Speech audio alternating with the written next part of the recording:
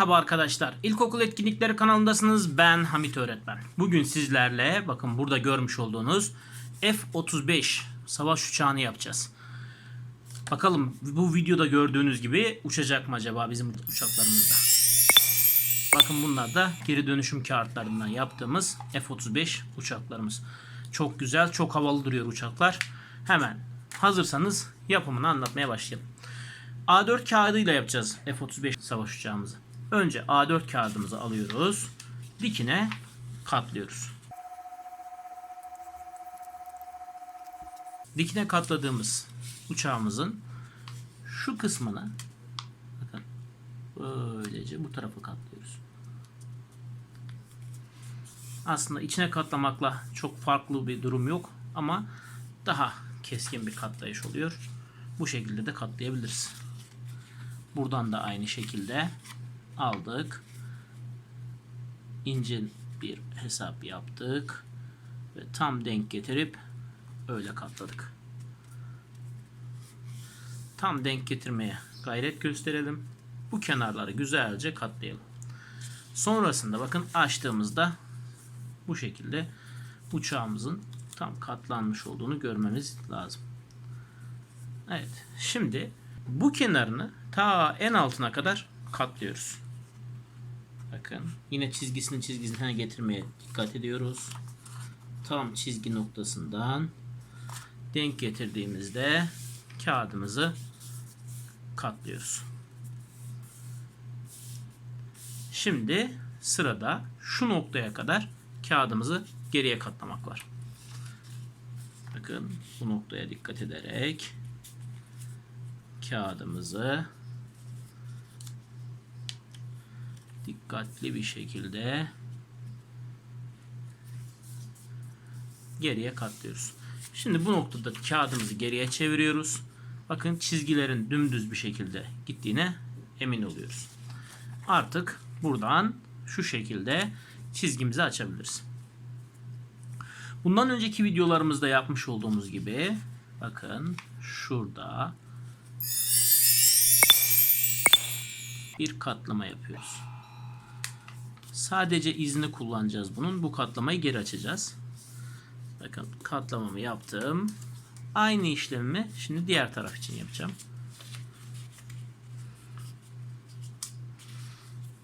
Çok dikkatli bir şekilde kaydırmadan işlemimizi yapıyoruz. Burayı da geri açtık ve geri bu şekilde kağıdımızı bu hale getirdik. Şimdi bundan önceki bir uçağımızda bunu yapmıştık, belki hatırlarsınız. Burasından tuttuğumuzda bakın burada bir üçgen oluştu. Bu üçgeni şuradan parmağımızı sokarak şöyle geriye doğru yaslamanızı istiyorum. Bakın tam noktadan parmağımızla geriye doğru yasladık ve şurada şöyle bir üçgen oluşturduk. Şimdi aynı işlemi burası için yapacağız. Yine aynı şekilde bakın burada parmağımızı soktuk. Buraya getirirken şu noktayı düzledik ve katladık. Şimdi bu noktada şu içerisini açmanızı istiyorum ve bu içerisindeki şurayı bakın şu çizginin üzerinden bu tarafa katlıyorum. Çizgilerimiz iyice belirgin olduğu için çok büyük problem yaşamayacağız. Aynı işlemi diğer tarafta yapacağız. Aldık ve burayı da aynı şekilde bu tarafa katladık. Şimdi şurayı içine doğru katlayacağız. Evet, katlamamızı yaptık. Aynı işlemi burada yapacağız. Burada da katlamamızı yaptık. Şimdi sırada burayı şu noktadan bakın şöyle katlıyorum. Bakın tam şu noktaya gelecek şekilde bu tarafa doğru katlıyorum. Aynı işlemimi Bu tarafta da yapacağım. Yine aynı noktadan köşeye doğru götürdüm. Şimdi bu noktadan, bu oluşan izden geriye doğru bir katlama yapıyorum. Oluşturduğumuz izden geriye katlama yapıyoruz. Aynı işlemi diğer tarafta da yapacağız. Oluşturduğumuz izi tekrardan geriye doğru katlıyoruz. Bakın geriye doğru katlamamızı yaptık. Şimdi şu noktayı tam buradan şöyle içe doğru kıvırıyoruz. Bakın tam denk getirdik. Sırada bu taraf var. Burayı da aynı işlemi yapıyorum. Bu noktayı getiriyorum. Bu tarafa doğru kıvırıyorum. Evet. Kıvırma işlemimi bitirdim. Şimdi kanadımızı yapmaya başlayacağız. Burayı tam orta noktasında şöyle içe doğru kıvırıyoruz. Dikkatli bir şekilde tam orta noktasından içeriye doğru kıvırdık. Şimdi sıradaki işlemimiz bir makas yardımıyla buradan kanadımızı yapacağız.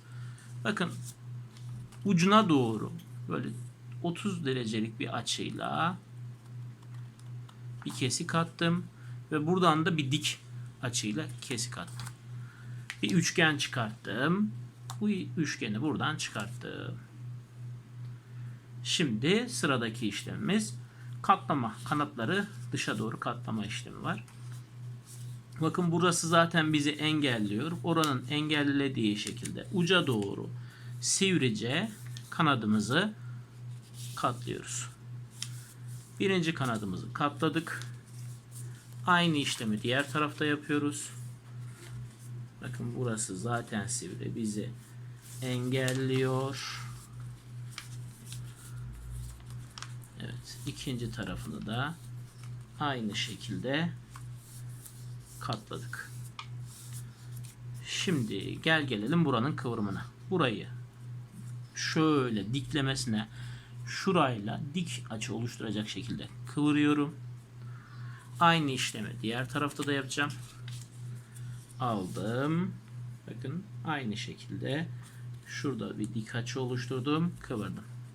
Şimdi kanadımızı açabiliriz. Bakın F-35'imiz neredeyse hazır. Şimdi şurada oluşan kağıdı buradan çıkartıp buranın açılmasını engellemek için şuradaki cebin içine sokuyorum. Bakın o cebin içerisine soktuk. Şu kanatlarının arka kıvrımlarını biraz açtık ve kanadımıza şöyle bir kıvrım verdik. Şimdi deneme zamanı. Bakalım F-35'lerimiz nasıl uçacak. Deneme zamanı.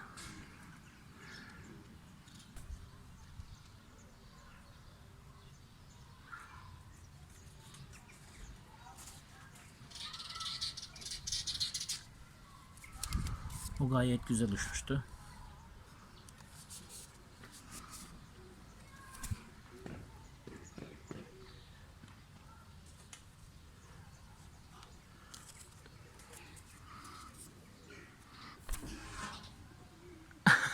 Çatımıza gitti. Umarım videomuzu beğenmişsinizdir. Videomuzu beğendiyseniz aşağıdan beğen butonuna tıklamayı, kanalımıza hala abone olmadıysanız sağ alt köşeden kanalımıza abone olmayı ve bildirimleri açarak yeni videolardan haberdar olmayı unutmayın. Bir sonraki videomuzda görüşmek üzere. Hoşça kalın.